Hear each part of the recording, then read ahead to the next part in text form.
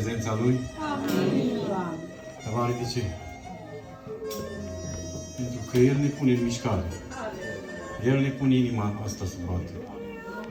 Toată lauda să fie a Lui și toată cinste. Dacă suntem noi ceva, suntem pentru că El și-a dat viața pentru noi. Și dacă stăm pe scaunele astea, tot pentru lucrul acesta, totul îi se datorează Lui. Toate lucrurile sunt pentru El și pentru El va urma. Noi, când vom pleca de pe pământul acesta, nu vom lua nimic. De aceea, după masa aceasta, să lăsăm pe Domnul Iisus să ne modeleze, să ne prelucreze, să ne facă niște făpturi noi, așa cum tot dorește El. Să fim în atelierul Lui. N-aș dori să ieșim cum am intrat. Aș dori să ieșim schimbați. Amin. Pentru că Cuvântul lui Dumnezeu este aici în mâna noastră. Ne-au lăsat. Ne-au lăsat drumul către cer. E aici. N-ai cum să te fățișezi înaintea Lui, la gata, și să spui că n-ai știut. El își face datoria. Ca Tată. El este prezent aici. El vrea să ne mângâie. Chiar dacă cuvântul va fi un pic mai dur. Chiar dacă nu ne va place anumite lucruri, dar e spre binele nostru. Decât mai târziu mi-a vine acum. S-ar putea mai târziu să nu mai ai parte de un frate sau de o soră sau de cineva ca să te mai îndrume către El. De cineva ca să te cheme. De cineva ca să amintească că Iisus a murit pentru tine. Trăim vremuri grele. Le vedem cu ochii noștri. Nu mai este mult. Nu mai putem să ne mințim unii pe alții, că va fi bine. Bine nu va mai fi. Binele ne-l lăsat aici. Și avem oportunitatea aceasta, ca toată lumea, să ne atingem de El. Și-a făcut lucrarea Iisus, 6 ore de cruce. Ca noi să fim mântuiți. Dar de acum încolo, aparține nouă niște lucruri de făcut. Și aș dori după masa aceasta să ne deschidem inima și să lăsăm Cuvântul lui Dumnezeu să pătrundă. Toată lumea avem probleme. Avem poveri, avem greutăți. Nu avem cum să spunem, să ne ridicăm că suntem bine. Nu. Totuși, binele vine de la Domnul Iisus. Și a Lui să fie cinstit, a Lui să fie gloria. Și toate lucrurile care vom face, să-i mulțumim Lui. Că El este stăpân. Și la cuvântul Lui, să știți, vom pleca de aici în casă. Amin. Vom pleca aici de acasă. Domnul Iisus, când se ridica în picioare, și le vestea cuvântul, se întâmpla ceva. El vorbea cu putere, oamenii își puneau întrebarea, chiar dacă nu vorbeau cu voce tare, dar în inima lor se întâmpla ceva. S-au întâlnit doi ucenici și mergeau pe drum. La un moment dat, au stat 3 ani jumate cu El. Dar după ce au plecat dintre ei, nu au mai crezut. S-au pus întrebarea. Ei și-au pus încrederea în El ca într-un om. Au văzut că omul a plecat dintre ei, a zis, gata. Noi am crezut că ăsta e un om care ne izlovește, care merge înaintea noastră, care ca un războinic. Asta a fost pentru ei. Așa s-au gândit de ei. Dar Domnul Iisus a fost Dumnezeu. Și este Dumnezeu. Și mergând pe drum, discutau între ei. Și la un moment dat s-a întâlnit Iisus cu ei. Și l-au întrebat, ce-s cu vorbele acestea? S-ar putea din mulți dintre noi să avem legământ cu Domnul Iisus și să treacă o perioadă. 1 an, 2, 3, 4.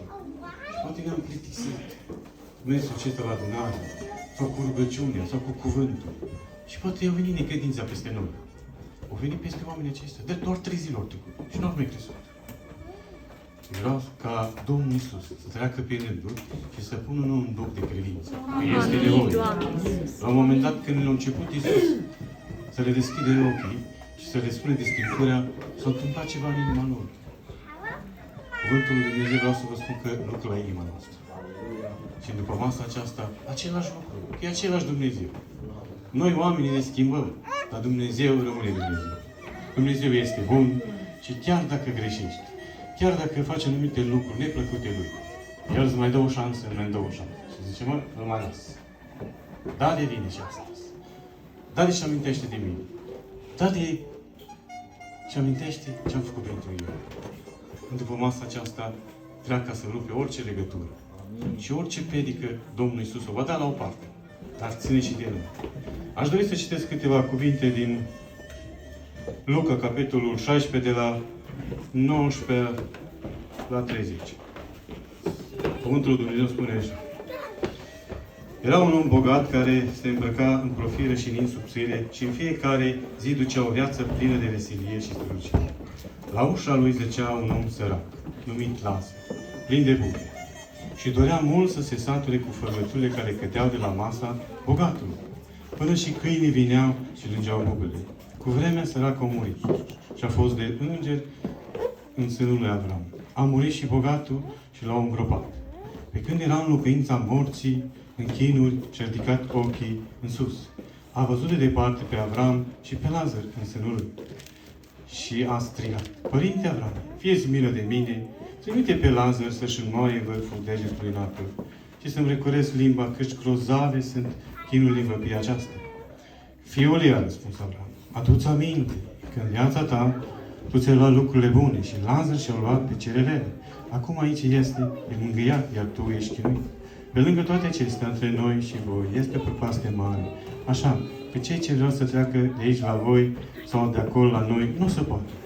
Bogatul a zis: rogă-te doar, Părinte Avram, să trimiți pe Lazar în casa tatălui meu, căci mai am 5 frați să le adevărească aceste lucruri, ca să nu vină și ei în acest loc de chin.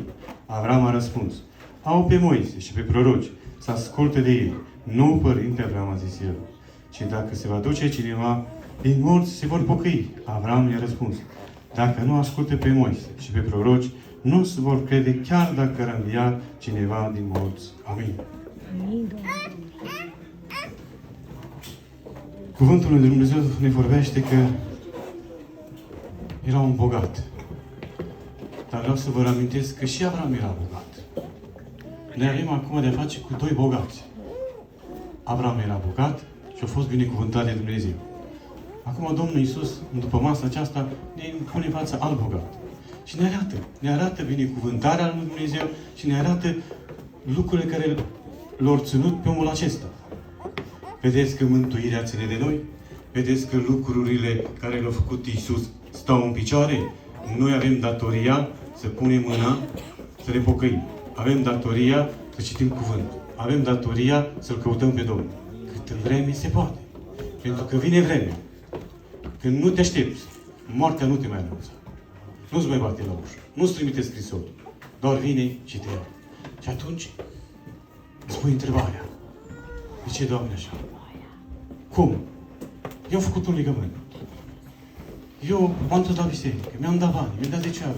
Vreau să vă spun că bogatul acesta știa de Dumnezeu.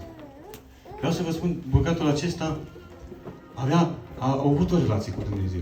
Pentru că convorbirea lui cu Avram ne spune ceva. Ce nu, Părinte Avram.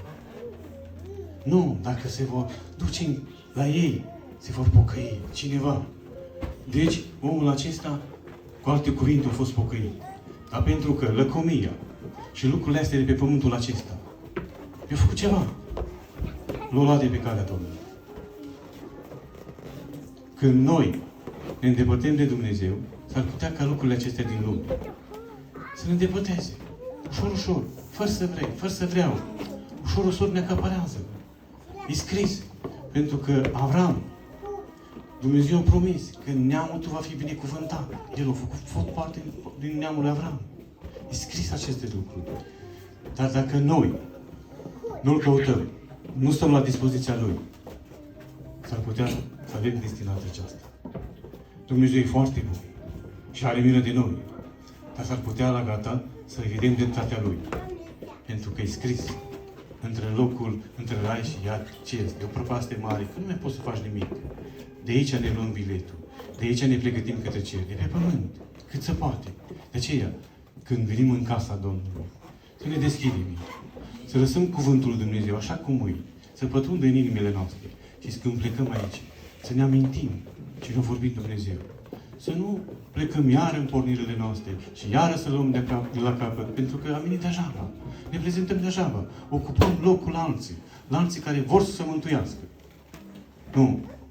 Când ne dorim lucrul acesta, Dumnezeu vine și intervine în viețile noastre. Spune că acolo era un sărac care stătea la poarta lui. M-am tot gândit de ce nu l-au ajutat. Omul acesta nu făcea parte din poporul lui. Și pe vremea aceea, în Vechiul Testament, cine s-a îngrijat de un om necurat, devenea necurat. E scris. Vedeți cât e de drept Dumnezeu? Noi de multe ori trecem pe lângă săraci. Trecem pe lângă oameni în lipsă. Ne întoarcem în față. Nu mai punem mâna în buzunar. Și Domnul Iisus, ochii Lui peste noi. Dar vreau să vă spun că cu vremea, săracul s-a dus, bogatul s-a dus.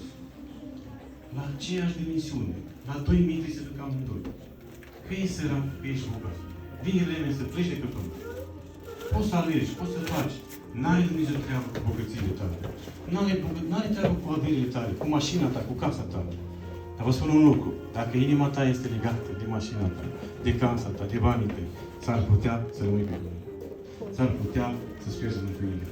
Pentru că lucrurile astea te acaparează. Nu mai ai legătură cu Dumnezeu. Nu mai ai pus să citești Biblia. Nu mai ai pus să vii la biserică. Nu mai ai pus să te pui la dispoziția Domnului. S-ar putea Domnul să te folosească la anumite lucrări. Și tu nu mai trăiești lucrul acesta. Pentru că pe tine te-au acaparat tehnologia, lumea în care trăim, nu ești ușor. Dar prin Iisus putem birui. Amin, că eu voi fi cu voi până la capăt. Dar dacă nu vom citi Scriptura, vom înțelege lucrurile. Dar dacă nu vom citi, n-ai cum de unde să iei puterea aceasta. Pentru că Domnul Iisus ne-a spus ceva. Cercetați Scripturile, că în ele veți găsi ce? Viața veșnică. Avem datoria aceasta. Mai mă repet odată. Domnul Iisus și-a făcut lucrarea. Acum ține de noi. Dacă vă mai amintiți, era femeia aceea. La fel, n-avea dreptul să treacă prin popor. Ea e curată. Ea avea o scurgere de 12 ani. Și n-avea dreptul să ieși. Dar pentru că auzit de Iisus și a spus, numai să mă ating de El. Nu eu mai contat. Că ce se întâmplă cu ea? Că eu știu ce poate să facă Domnul Iisus. Domnul Iisus este în starea aceasta aici. Cu povara ta, cu problema ta, cu indiferent ce probleme ai, la El este puterea. Noi suntem ca un creion în mâna Domnului. Pe noi Domnul doar ne folosește. Dar El este Cel care vindecă, El care dă mântuire, care vindecă, care elibereze și care te întărește, și care te mângâie. El singur. De aceea trebuie să ne punem nădejde în El. Trebuie să-L căutăm cu toată inima. Și dacă vom face lucrurile acestea, ori de câte ori venim în locul acesta, venim cu bucurie și cu nerăbdare să ne întâlnim cu El. Dar dacă nu și stăm departe de El, parcă venim în locul acesta și plecăm la fel. Pentru că nu avem o legătură cu El. Domnul Iisus dorește lucrul acesta de la noi. Să ne apropiem de El. Și când ne apropiem de El, să plecăm schimbați. Că El a stat la noi. El și-a dat viața. Ca noi să avem viață. Dar ține de noi. Nu mai drag să fim nepăsători. Și împreună cu noi, cu mine, să ne pocăim, să-L căutăm, cât se poate. Vremurile grele. Și să putea. Gândirea asta e foarte frumoasă. Să nu mai fie dată în mâini. Câtă vreme vi s-o va dat. Puneți mâna, adunați-vă, înălțați rugăciunea de Domnul. Schimbare, pocăințe. Toate lucrurile. Nu mai vă uitați unul la altul.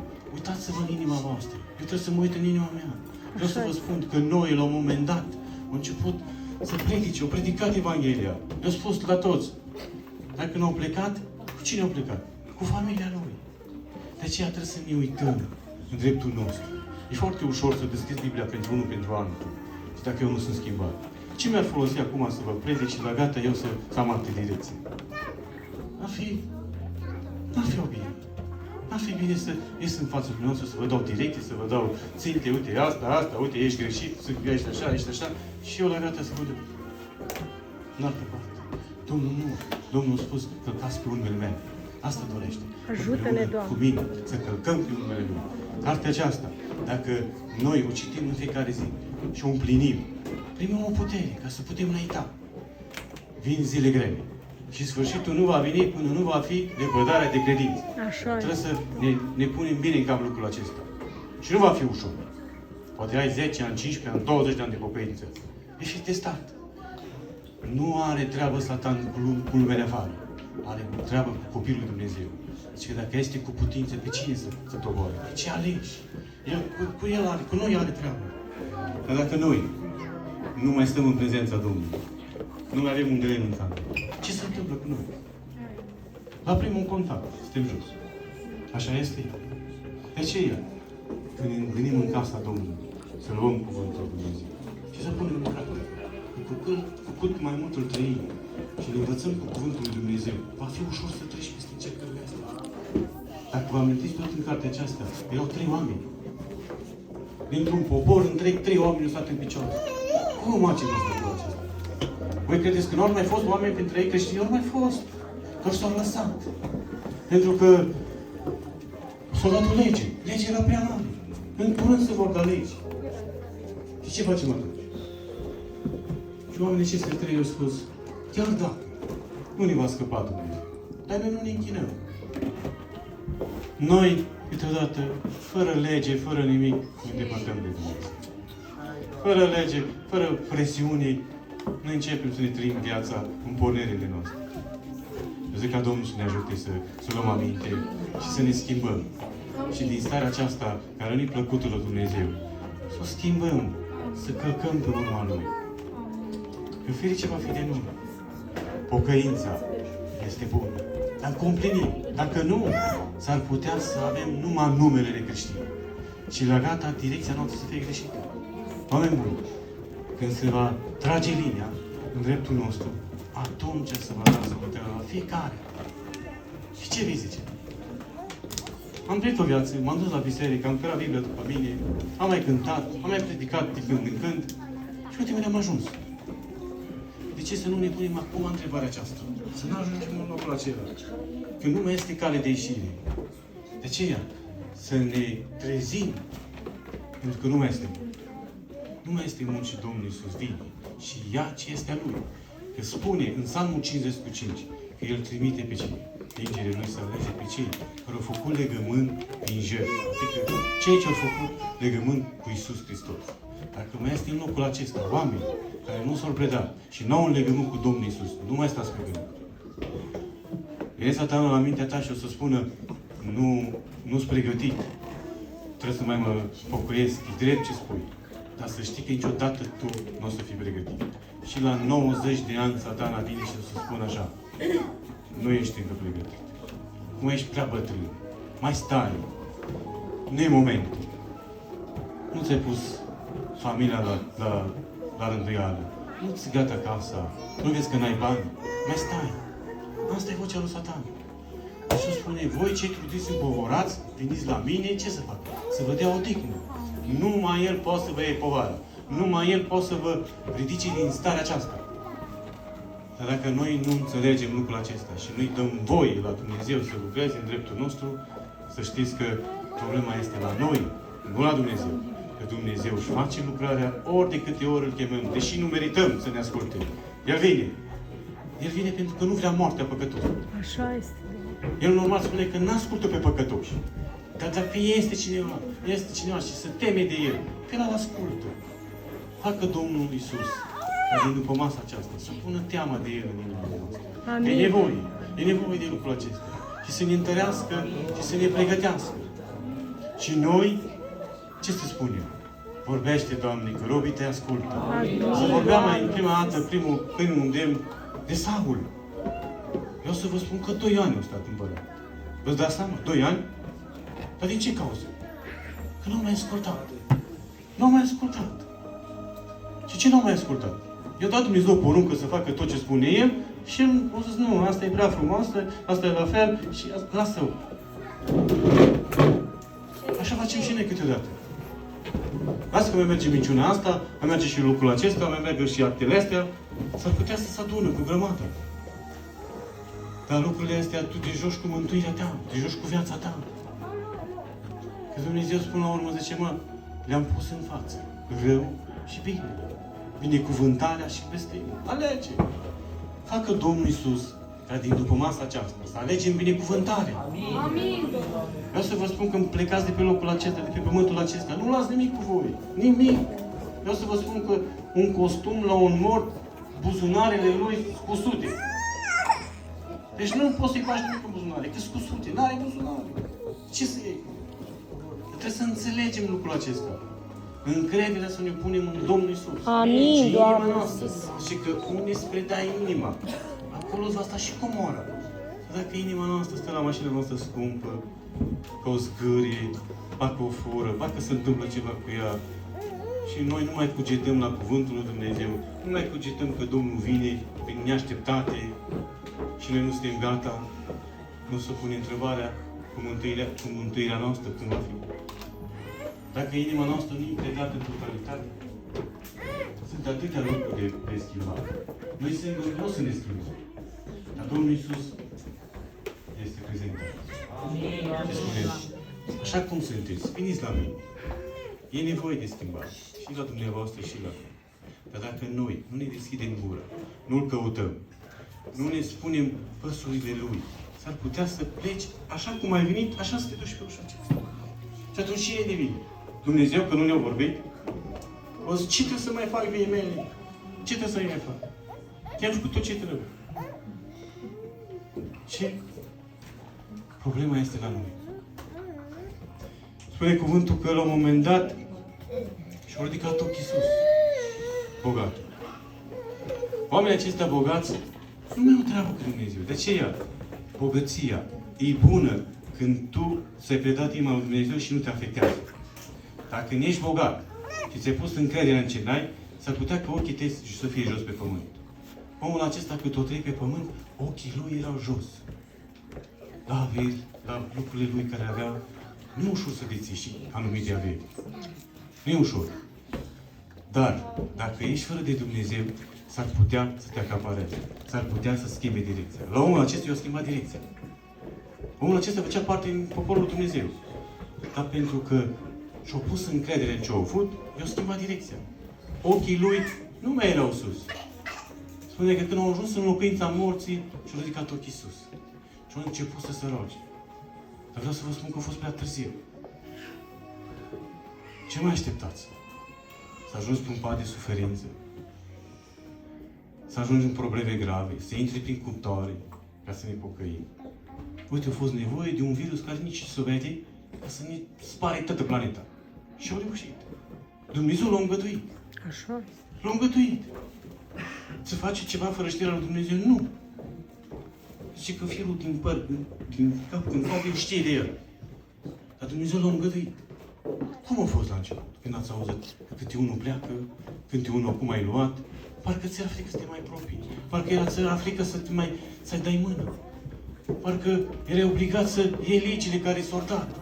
Să pui masca, să faci alea, să ții distanța. Cu fratele tău care stătea la masă, nu ai mai curaj să te mai întâlnești. Nu mai aveai lucrurile astea. De ce? Pentru că în noi nu mai este cuvântul lui Dumnezeu. Așa. Nu mai este puterea. Normal. E scris în cartea aceasta. Că n-aveai voie să te apropii de un lepros. Așa era și virusul ăsta. Și este. Și acum este. El încă nu-i dat. Nu-i luat. Că oamenii îl dau. Tot timpul îl dau. Și Dumnezeu îngăduie treaba asta. Să-l vede. Nu-i luat. Iisus, normal, nu trebuia să se întâlnească cu cei 10 leproși. Trebuia să stea la o parte. Dar el nu avea nicio frică. S-a dus. A zis, du-te. Merge și arătați-vă vreți. Dumnezeu vrea lucrul acesta la noi. Să nu ne mai fie teamă. Pentru că fricoșii nu vor intra în Împărăția lui Dumnezeu. E scris în cartea aceasta. De aceea, trăim vremuri grele. Și nu știi ce mai duce ziua de mâine. Ajunge ziua de astăzi necăzuit. De aceea trebuie să ne punem încrederea în Dumnezeu. Și să ne gândim bine. Și să ne cercetăm în inima noastră. Asta spunea și David.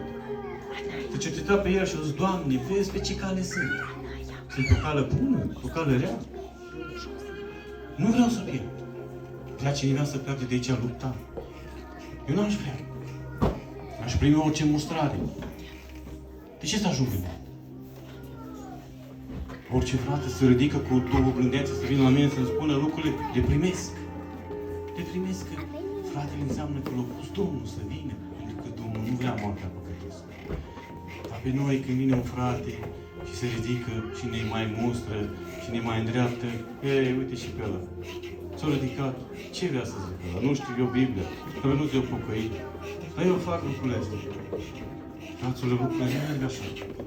S-ar putea Domnul să nu mai facă lucrul acesta. S-ar putea să nu-ți mai trimită oameni. Și atunci o să te duci în pornirile tale. Și la gata te trezești la o ușă închisă. Și o să zici, de ce, Doamne? Am prorocit, am predicat, am cântat, am avut vedenii. De ce e așa? Și plecați de la mine toți cei ce ați făcut ce? Ați lucrat, deliciunile, ați lucrat, ați făcut. E drept, Domnul. E drept. Atunci nu e nevoie să ne schimbăm. Nu e nevoie să apelăm la Cuvântul lui Dumnezeu, care spune că e ca o sabie cu două teișuri și pătrunde și desparte. E nevoie să ne pocăim împreună cu mine. Și eu am nevoie de lucrul acesta. Am nevoie. Niciunul nu poate să stea în picioare fără mâna lui Dumnezeu. El îți întinde mâna. El, fără El nu puteam să ne adunăm aici în locul acesta. Noi normal suntem răi, dar datorită Lui, că El este Domnul nostru și am trecut de partea Lui. Oricine îl primește pe Iisus ca Domn și Mântuitor, devine proprietatea Lui. Noi suntem proprietatea Lui. Și noi, când vrem să facem lucrurile noastre și când lucrează firea în noi, Domnul Iisus intervine, pentru că El a plătit un preț. Sângele Lui l-a vărsat pentru noi. Și Lui pasă de noi. Poate la mama ta și la tatăl tău nu-i pasă cum îi pasă la Iisus. Că nimeni nu putea să-și dea fiul cum lui tatăl. Nimeni. Și atunci când vede că noi deraiem de la calea Lui, atunci El încearcă, are metodele Lui. E îngăduie să vină multe lucruri peste noi. Și atunci, Doamne, uite, Domnul face asta, Domnul face, Domnul nu face. Le lasă pentru că Tu nu îl mai cauți. Pentru că Tu nu îi mai cauți fața, nu îi mai cauți biserica, nu mai cauți să te pocăiești, nu cauți să te îndrepți, nu mai citești cuvântul și nu mai spui la alții despre El. El a dat o poruncă. Îți merge și destinți Evanghelia la orice făptură. Mai e cam greu în perioada aceasta. E nevoie să trimite alt virus? Nu e de ajuns să scăp. Și ăsta va merge câțiva ani. O să meargă așa câțiva ani. Și atunci când vedem când pleacă câte unul din familia noastră, vine frica peste noi. Și vreau să vă spun că fricoșii nu vor intra în împărăție. De aceea trebuie să luăm seama și să înțelegem lucrurile astea. Să avem grijă de sufletul nostru. Să avem de grijă de mântuirea aceasta care ne-a dat Domnul Iisus. Cuvântul lui Dumnezeu spune că mai avea 5 frați. Au spus, trebuie cine să meargă să-i vestească cuvântul. Trebuie să se pocăiască. Nu! Nu! Trebuie să ajungă cineva în casa lor. Sunt atâtea familii, sunt atâția oameni care nu cunosc de Domnul Iisus. Noi ne închidem gura. Noi care suntem atâția ani pe cale, care cunoaștem cuvântul. Și ce facem? Trecem pe lângă ei, nu ne pasă. Noi suntem mântuiți, noi suntem cu Iisus, ne vedem de treaba noastră, ne luăm Biblia și alții așteaptă lucrurile astea. Așteaptă ca cineva să le bată la ușă. Mă bucur să aud. Frații spuneam că așa s-a început biserica. Și Domnul să vă țină așa. Și Domnul să vă dea putere să continuați lucrarea aceasta. Cea mai frumoasă lucrare e asta. Să-L cauți pe om acasă. Să-i bați la ușă. Și să-i spui ce să mai fac. Ce nevoie ai. Ce probleme ai. Să-i arăți dragostea lui Iisus. Dacă îl arăți pe Iisus la oamenii aceștia, ei vor veni. Și atunci locurile astea vor fi ocupate. Nu o să mai fie loc. Și atunci clădirea o să fie alta. Se zice, pentru că El arăta pe Iisus. Dar dacă noi nu întoarcem spatele, s-ar putea să ne impulsionăm. S-ar putea să ducă câte unul dintre noi. Pentru că Iisus nu este în mijlocul nostru. E nevoie să ne trezim. E nevoie ca Domnul Iisus să vină în viața noastră și să lăsăm pe El. El să ia deciziile în viața noastră. Nu noi. Că noi suntem răi, mai mă repet. Și s-ar putea deciziile noastre să ne ducă pe drum greșit. Dar dacă îl lăsăm pe El, El este bun și drept. Calea Lui este dreaptă. Și dacă este dreaptă, cu El poți păși. Dar fără El nu poți. N-ai cum. De aceea nu trebuie să ne îndepărtăm de El. Cât stai departe de El, te depărtezi de El, se va depărta de tine. Și totuși, El este bun. Adam și Eva, când au păcătuit, s-au văzut dezbrăcați. Nu știu ce-au făcut. Vreau să vă pun întrebarea. Cine i-au căutat? Cine?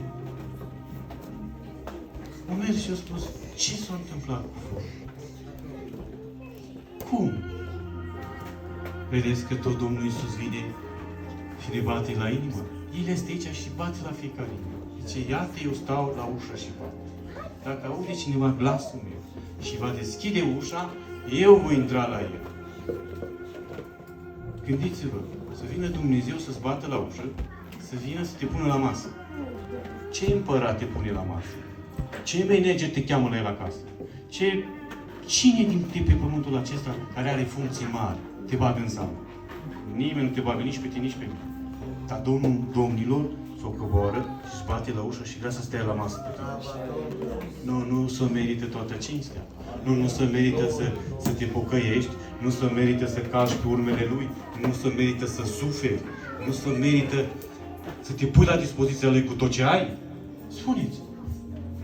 Eu spun că se merită. Se merită, frate. Pentru că nu mai e poți să facă lucrurile astea.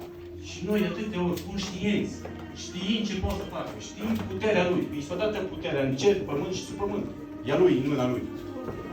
El vrea să ne îmbrace cu puterea aceasta. Dar trebuie să facem ceva.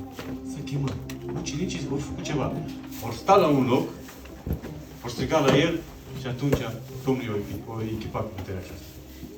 Și ce s-a întâmplat? A fost martor. N-ai cum să fii martorul Lui dacă nu ești îmbrăcat de puterea Lui.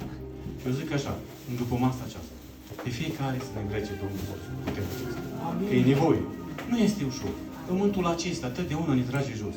Ne trage la lucrurile astea care sunt în lumea aceasta. Totdeauna Satan vine cu tava, vine cu lucrurile astea lumești pe la fiecare. Și fără să vrei, când nu ești ligator, ai întins mâna. Fără să vrei, Dumnezeu a înștiințat-o pe ea și a spus să nu faci lucrul acesta. Să nu faceți lucrul ăsta. Să nu vă atingi, nu mâncați din tot pomul, dar din pomul ăla nu. Ești tu mai sfânt ca Adam și Eva? Eu? Nu. Au făcut-o. De aceea și noi avem greșeli și noi avem probleme. Dar Dumnezeu nu vrea să plecăm din locul acesta așa. Vrea ca să plecăm eliberați. Și dacă noi ne vom recunoaște, El zice că ne va ridica. Ne va da propășire. Și eu zic ca Domnul Iisus să vă binecuvinteze, să vă întărească și să ne pregătească pe toți la oaltă. Și dacă nu o să ne mai întâlnim aici, pe pământ, facă bunul Dumnezeu să ne întâlnim acolo în cer. Domnul Iisus să vă binecuvinteze.